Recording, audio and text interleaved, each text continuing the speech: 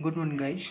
जैसा कि पिछले वीडियो में हमने बताया था कि आज हम लोग कास्टिंग स्टार्ट करने जा रहे हैं, तो हम मान के चलते हैं कि कास्टिंग का बेसिक नॉलेज आप लोग को कुछ है। उसके बाद हम लोग एक क्विक रिवीजन के जैसा, वो भी थोड़ा डिटेल में इसको हम लोग करेंगे 10 से 12 लेक्चर्स में। तो ध्यान से 15-20 मिनट सुनते जाइए तो आपको सारा कंसेप्ट क्लियर हो जाएगा। तो चलिए हम लोग कास्टिंग का सबसे पहले एडवांटेज देखते हैं, कास्टिंग क्यों यूज करते हैं।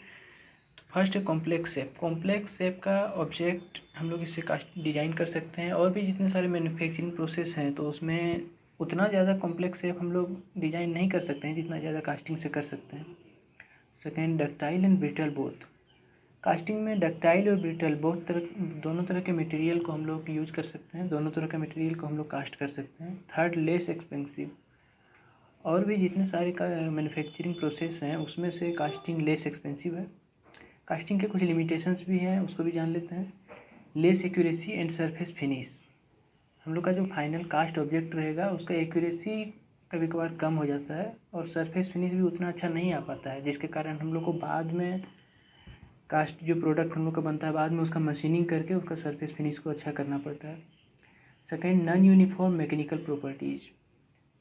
तो जैसा आप लोग को पता है, कास्टिंग प्रोसेस में मेटल को हम लोग हीट करके उसको मेल्ट करते हैं। उसके बाद जब वह कूल होता है तो अगर नॉन यूनिफॉर्म तरह से कूलिंग हुआ तो उसका मैकेनिकल प्रॉपर्टी भी नॉन यूनिफॉर्म हो जाता है।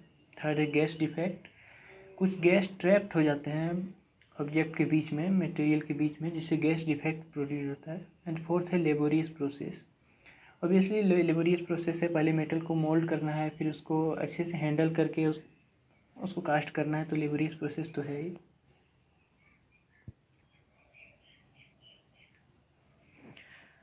हम पहले नोट्स बना के रखें कास्टिंग का, ताकि इसको डिलीवर करने में ज़्यादा टाइम नहीं लगे। तो आप लोग बीच बीच में वीडियो पॉज करके अपना नोट्स साथ में बनाते जाइएगा। हम इसको जहाँ पर ज़रूरत होगा हम उसको क्लियर करते जाएंगे। तो चलिए देखते हैं micro structure of casting object. ये मान लीजिए हम लोग का मोल्ड बॉक्स है। मोल्ड बॉक्स में यहाँ पर हम लोग मोल्टेन मेटल को डाल रहे हैं, तो बीच में जो टेम्परेचर होगा उसको बोलते हैं पोरिंग टेम्परेचर, इसको TP से डिनोट करते हैं। बाहर का जो टेम्परेचर हो एम्बिएंट टेम्परेचर है, तो बाहर में एम्बिएंट टेम्परेचर। अब इसका स्ट्रक्चर जो हम लोग कास्टिंग सेंड जो डालते हैं उसका ग्रेन स्ट्रक्चर देखते हैं।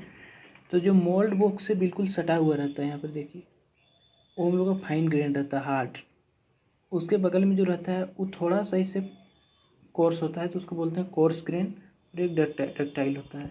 थर्ड है कोलेनार। इसको डायरेक्शनल प्रॉपर्टी जिसमें होता है हीटिंग इफेक्ट को हर डायरेक्शन में एक जैसा करने के लिए, कूलिंग करने के लिए, इसलिए इसको डायरेक्शनल प्रॉपर्टी होता है। एंड लास्ट में होता है इक्विकैड, सॉफ्ट और ब्रिटल होता है।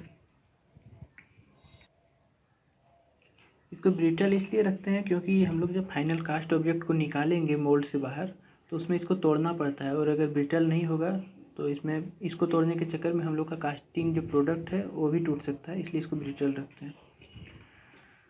LPG सिलेंडर, कनेक्टिंग रोड और रेलवे ट्रैक, ये सबको कास्टिंग से नहीं बनाया जाता है। ये सब नो कास्टिंग लिखा हुआ है। इसको कास्टिंग से नहीं बनाया जाता है क्योंकि अगर कास्टिंग से बनाएंगे तो इसका स्ट्रेंथ कहीं कहीं पर, जैसे हम यही बताया कि नॉन यूनिफॉर्म मैकेनिकल प्रॉपर्टी जिसका लिमिटेशन है, तो मैकेनिकल प्रॉपर्टी यूनिफॉर्म नहीं हो जाने के कारण अगर LPG सिलेंडर में कहीं पर यूनिफॉर्म से नहीं हुआ, एक जैसा नहीं हुआ, तो कहीं पर लीकेज हो सकता है। उसी तरह कनेक्टिंग रोड बीच में कहीं पर नॉन यूनिफॉर्म है तो टूट सकता है। सेम उसी तरह रेलवे ट्रैक के लिए बीच में देखिए यहाँ TP लिखा हुआ है। TP है पोरिंग टेम्परेचर, और TA है एम्बिएंट टेम्परेचर। तो जो कूलिंग प्रोसेस होगा वो डेल्टा T मतलब चेंज इन टेम्परेचर के प्रोपोर्शनल होगा। तो अगर प्रोपोर्शनलिटी हटाएंगे Q=K dt/dx।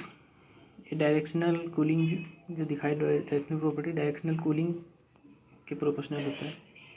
पहले भी पता है नॉन यूनिफॉर्म कूलिंग जो होता है उसे डिफरेंट ग्रेन स्ट्रक्चर मिलता है, और उसी के कारण हम लोग का जो नॉन यूनिफॉर्म मैकेनिकल प्रॉपर्टीज होता है उसी के कारण मिलता है।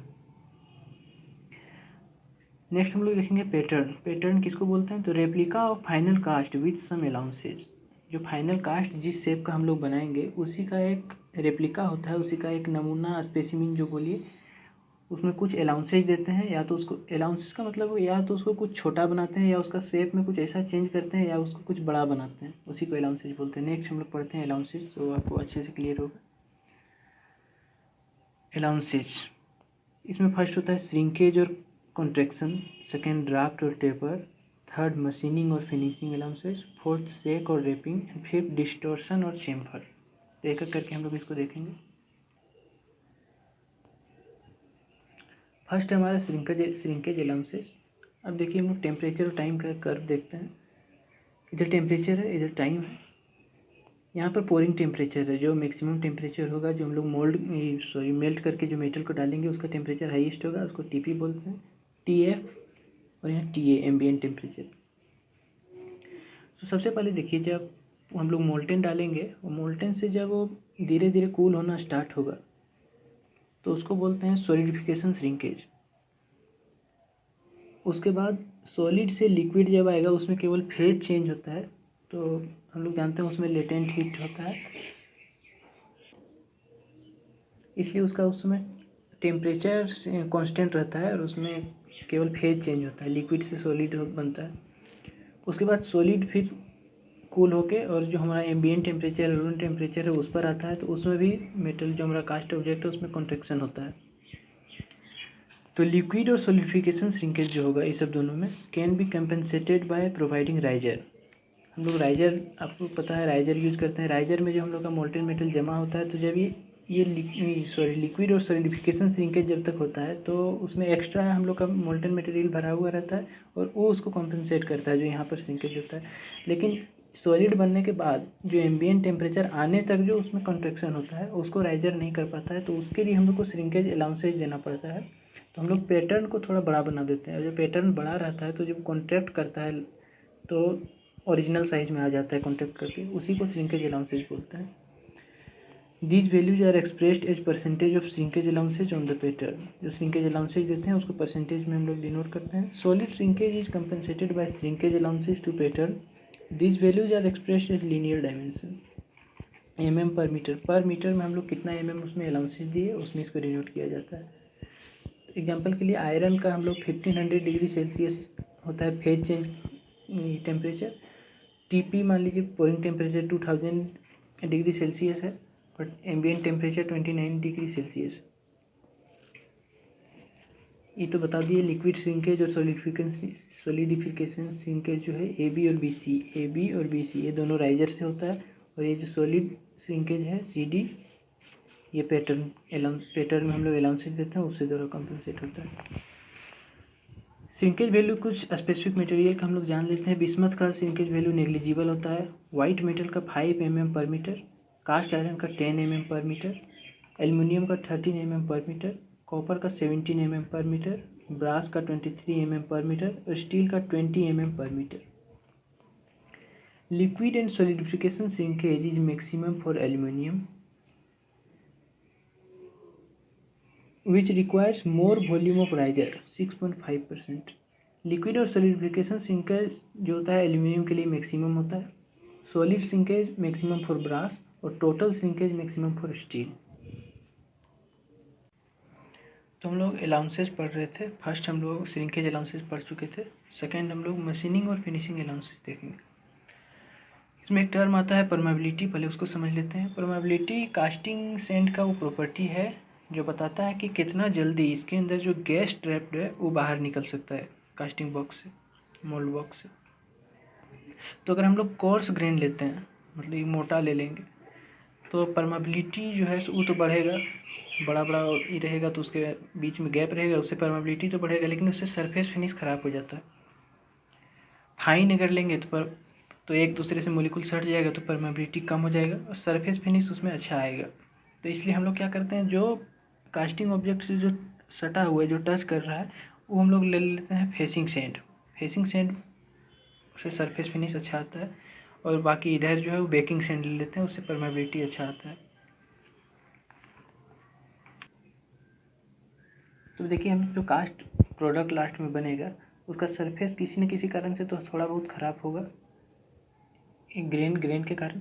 तो उसके लिए हम लोग पैटर्न को थोड़ा बड़ा बनाते हैं और उसके बाद उसको मशीनिंग करके ये सब जो हम लोग का फाइनल प्रोडक्ट ये है। और इसके अलावा ये सब जो है इसको हम लोग मशीनिंग करके इसमें हम लोग इसका जो सरफेस है अच्छा से फिनिश कर देते हैं, फाइनल ऐसे बनता है। तो एडिशनल मटेरियल जितना भी था, इसलिए इसको बोलते हैं पॉजिटिव अलाउंसेज, क्योंकि इसमें जितना हम लोग को ज़रूरत है, जो हम लोग का फाइनल है, उससे ज़्यादा मटेरियल हम लोग इसमें यूज कर रहे हैं। अब जैसे देखिए एक ब्लॉक है और उसके बीच में एक होल बना है ऊपर से नीचे तक 100/150 का एक क्यूबॉइड है। उसमें एक हम लोग होल बनाया है ऊपर वाले फेस पे, उसका डायमीटर 50 mm है। तो हम लोग जब इसका अलाउंसेस देंगे तो इसको बड़ा कर देंगे 100 से, इसको इसका डायमेंशन 104 कर दिए। ये 150 था, इसको 154 कर दिए। 50 था, इसको 54 कर दिए। और ये देखिए इस सब में तो बढ़ा है, लेकिन इसमें इसको हम लोग 50 करना ही करने के बाद तो इसको हम लोग 46 ही रखेंगे। अब इसको हम लोग छोटा कर दिए, बनाना था 50 का, हम लोग कर दिए 46। उसके बाद जब ये हम लोग का बनेगा तो इसके बाद इसमें मशीनिंग करके हम लोग इसमें होल को जब बढ़िया से मशीनिंग करेंगे, सरफेस फिनिश देंगे, तो उतना 4 mm फिर से हम लोग काट देंगे तो 50 का बन जाएगा। थर्ड हम लोग देखते हैं सेक और रेपिंग अलाउंसेज। सेक और रेपिंग अलाउंसेज में क्या होता है, जैसे हम लोग जो कास्टिंग प्रोडक्ट बनाए हैं उसको निकालते वक्त या कुछ जब हम लोग पैटर्न को जो डाले हैं, पैटर्न को निकालते वक्त वो सेक हो जाता है या वो हिल जाता है, तो उससे जो हमारा मोल्ड बना हुआ है, हम लोग का जो केविटी बना हुआ है, वो पैटर्न को हिलने के कारण वो बड़ा हो जाता है। कास्टिंग जैसे हम लोग को 100 का चाहिए तो हम लोग का हो जाता है 104 का हिलने के कारण। इसलिए हम लोग जो पैटर्न बनाते हैं वो 98 का ही बनाते हैं, ताकि वो सेकिंग अलाउंसेस के कारण या रेप के कारण थोड़ा बड़ा होगा तो 100 जो ओरिजिनल साइज़ है जिसका हम लोग चाहिए उस शेप का हो जाएगा, इसलिए उसको छोटा बनाते हैं। तो इसमें हम लोग कम मटेरियल यूज किए, इसलिए उसके नेगेटिव अलाउंसेज बोलते हैं। इसमें हम लोग बढ़ा रहे थे मटेरियल, इसमें घटा रहे थे, इसको नेगेटिव अलाउंसेज बोलते हैं। तो ये डिपेंड करता है, depends on skill of worker. तो अगर वर्कर अच्छा से स्किल्ड होगा तो उसको रेपिंग अलाउंसेस का ज़्यादा ज़रूरत नहीं पड़ेगा, क्योंकि वो आराम से ठीक से निकाल लेगा। और जिसके पास स्किल नहीं होगा वो ज़्यादा हिला देगा तो उसमें सेक और रेपिंग अलाउंसेस ज़्यादा देना पड़ेगा। फोर्थ हम लोग देखेंगे टेपर और ड्राफ्ट अलाउंसेस। टेपर और ड्राफ्ट अलाउंसेस जो वर्टिकल सरफेस होता है हम लोग का कास्टिंग प्रोडक्ट का, उसमें दिया जाता है। क्योंकि ये मोल्ड बॉक्स से इसको निकालते समय अगर ऐसे रहेगा, पूरा डायरेक्ट सीधा रहेगा, तो ये कास्टिंग सेंड को भी डिस्ट्रॉय कर देता है, वहाँ से कुछ सेंड उसमें गिर जाएगा। इसलिए हम लोग उसको ऐसे बना देते हैं टेपर, जिससे इसको निकालना इसको ईजी हो जाता है। तो इसी को हम बड़ा करके दिखाएं। यहाँ पर जो एंगल है ये थीटा है, ये एच है और ये जो है वो एक्स है। तो थीटा हम लोग निकाल सकते हैं, x is equal to h tan theta, theta is equal to ½ degree से 2 डिग्री मैक्सिमम ही जाता है। तो ऑन वर्टिकल सरफेस इसको दिया जाता है। For easy removal of mould को ईजिली कैसे रिमूव करें इसलिए इसको दिया जाता है। Minimise continuous contact between pattern and mould surface. Pattern और मोल्ड सरफेस में कंटिन्यूअस अगर कॉन्टैक्ट रहेगा तो उसमें फ्रिक्शन होगा और उससे कास्टिंग सेंट जो है सो नीचे मोल्ड बॉक्स में गिरेगा, इसलिए उसको मिनिमाइज करने के लिए हम लोग इसको देते हैं। Removal of pattern without tearing and excessive rapping. Pattern को बिना टीयर के और बिना एक्सेसिव रेपिंग के हम लोग को हटाने के लिए टेपर और ड्राफ्ट अलाउंसेस देते हैं। फिफ्थ हम लोग देखेंगे डिस्टोर्शन और चेम्फर अलाउंसेस। हम लोग जैसे जानते हैं कि डेल्टा एल जो होता है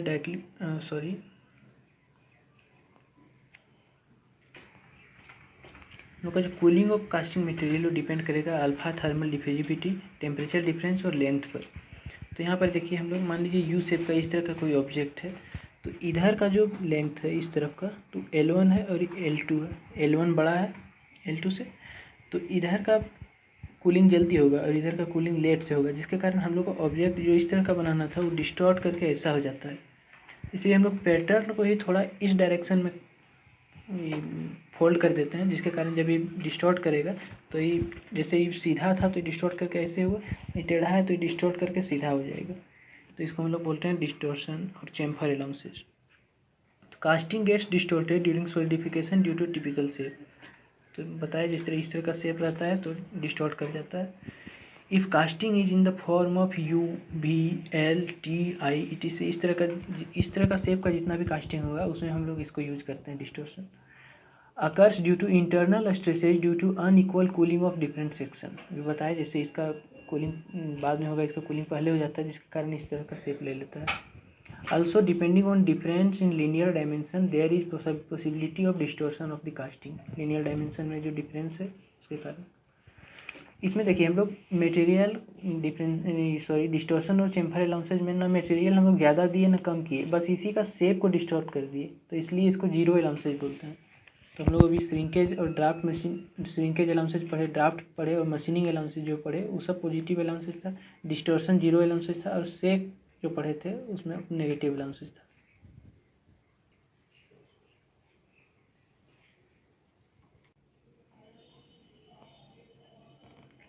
हम लोग कास्टिंग में 5 तरह का अलाउंसेस के बारे में पढ़े, कौन सा अलाउंस पॉजिटिव अलाउंस होता है, कौन सा जीरो अलाउंस, कौन सा नेगेटिव अलाउंस होता है, वो भी हम लोग तीनों पढ़ चुके हैं। और अब एक मटेरियल है ग्रे कास्ट आयरन, इसका कुछ यूनिक प्रॉपर्टी है, तो उसके लिए हम इसको पढ़ लेते हैं। बहुत सारे न्यूमेरिकल ग्रे कास्ट आयरन की यूनिक प्रॉपर्टी के कारण इससे पूछा जाता है। While cooling due to carbon to graphite conversion, carbon converts into graphite flakes. So, possibility of material expansion in liquid and solidification state. Due to this, riser is not required. हम लोग अभी तक पढ़ते आए हैं कि जब लिक्विड स्टेट में होता है और सॉलिडिफिकेशन स्टेट में, तो दोनों में हम लोग जो कास्टिंग मटेरियल है, कास्टिंग प्रोडक्ट है, वो कॉन्ट्रैक्ट करता है। लेकिन ग्रे कास्ट आयरन में कार्बन जो है सो ग्रेफाइट फ्लेक्स में कन्वर्ट होता है, जिसके कारण यह सॉलिडिफिकेशन स्टेट और लिक्विड स्टेट में एक्सपेंड करता है। तो जब एक्सपेंड करेगा तो हम लोग को राइजर का रिक्वायरमेंट नहीं होगा, क्योंकि राइजर उसको कंपनसेट करता है जब हमारा कास्टिंग मटेरियल जो कॉन्ट्रैक्ट करता है, तो इसमें राइजर रिक्वायर्ड नहीं होता है। In solid state possibility of shrinkage due to this size of cast is decrease. तो जब सॉलिड स्टेट में होता है, मतलब यहाँ जो मैं आपको बताए थे इस कर्व में, जब सॉलिड स्टेट में आता है तो यहाँ फिर कॉन्ट्रैक्शन का इसमें कॉन्ट्रैक्शन होता है, तो इसके लिए हम लोग पैटर्न का साइज बढ़ा रखते हैं। किसी किसी बुक में इसको नेगेटिव अलाउंस भी लेते हैं, लेकिन गेट इसको पॉजिटिव अलाउंस बोलता है। लिक्विड और सॉलिडिफिकेशन में एक्सपेंड करता है, इसलिए no need of riser. Solid में कास्टिंग का साइज डिक्रीज करता है, इसलिए हम लोग पैटर्न को बढ़ा रखते हैं, इसलिए इसको पॉजिटिव अलाउंस लेते हैं, इसलिए गेट भी इसको पॉजिटिव अलाउंस लेती है। एक छोटा सा क्वेश्चन हम लोग देख लेते हैं। While cooling a cubical casting of side 40 mm undergoes 3%, 4% and 5% volume shrinkage during liquid state, phase transformation and solid state respectively. The volume of the metal compensation from the riser is. तो हम लोग जानते हैं riser जो है 2 shrinkage को compensate करता है। हम लोग का श्रिंकेज 3 तरह का होता है, ऐसे, फिर यहाँ फेज और ये सॉलिड, सॉलिडिफिकेशन, फेज ट्रांसफॉर्मेशन और सॉलिड में। तो इन दोनों को जो है सो राइजर कंपनसेट करता है, इसको पैटर्न में अलाउंस देके हम लोग कंपनसेट करते हैं। तो लिक्विड और सॉलिडिफिकेशन ये राइजर से कंपनसेट करता है। तो लिक्विड के लिए हमारा 3% और 4% जो है सॉलिडिफिकेशन के लिए, इसको कंसिडर नहीं करेंगे, इसको हम लोग अलाउंस देखेंगे कंपनसेट करते हैं। तो 3 + 4 7%।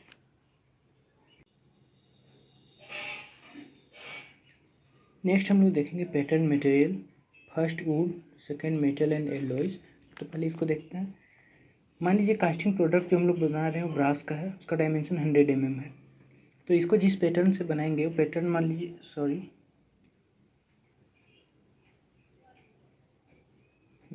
जिस मेटल से बना रहे हैं वो पैटर्न एल्युमिनियम का है, उसका डायमेंशन अलाउंसेस के साथ 102.3 लिए। और जो हमारा मेन पैटर्न होगा उसको वुड का बनाएंगे और उसमें फिर से अलाउंस लेंगे, तो इसका डायमेंशन 103.629 mm है। तो इसमें 2 बार अलाउंसेज लिए हैं, इसलिए इसको मास्टर पैटर्न बोलते हैं, या इसको डबल श्रिंकेज पैटर्न भी बोलते हैं। Casting allowances plus pattern allowances दोनों होता है वुडन पैटर्न में, इसलिए इसको मास्टर पैटर्न बोलते हैं। थर्ड मटेरियल हम लोग देखेंगे plastic, polystyrene, foam, PVC, thermocol. इसका कुछ प्रॉपर्टी है। Do not absorb moisture, light in weight, हल्का होता है, कॉस्ट इसका कम होता है, सरफेस फिनिश अच्छा देता है और स्ट्रेंथ इसका कम होता है। फुल मोल्डिंग टेक्निक और कैविटी लेस कास्टिंग में इसको यूज करते हैं। पैटर्न प्लास्टिक का और इवापोरेटिंग पैटर्न कास्टिंग भी इसको बोलते हैं। जैसे कि हम लोग पढ़े कि इसका स्ट्रेंथ कम होता है तो इसको अरेंज करने के लिए हम लोग को कुछ स्पेशल अरेंजमेंट करना पड़ता है, स्पेशल तरह का मटेरियल यूज करना पड़ता है कास्टिंग स्टैंड में। तो उसको देख लेते हैं। देखिए पैटर्न के जस्ट बाद जो ये रेड कलर का दिख रहा है, ये रेजिन बाइंडर है। रेजिन बाइंडर जब ड्राई होता है तो हॉट होने के बाद ये टाइट हो जाता है, हार्ड हो जाता है, तो इससे ये टूटता नहीं है। उसके बाद है बाइंडर सेंड, जो ब्लैक वाला है। उसके लास्ट में इधर फिर बेकिंग सेंड है, जो सपोर्ट के लिए यूज करते हैं हम लोग। प्लास्टिक में हम लोग ड्राफ्ट अलाउंसेज और सेक अलाउंसेज को नोट नहीं देते हैं। वैक्स जो है इन्वेस्टिंग कास्टिंग में यूज होता है, और मरकरी जो है, मरकरी अगर हम लोग यूज करते हैं कास्टिंग में तो उसको मरकास्ट प्रोसेस बोला जाता है। और आगे नेक्स्ट वीडियो में हम लोग टाइप्स ऑफ पैटर्न देखेंगे। Thank you.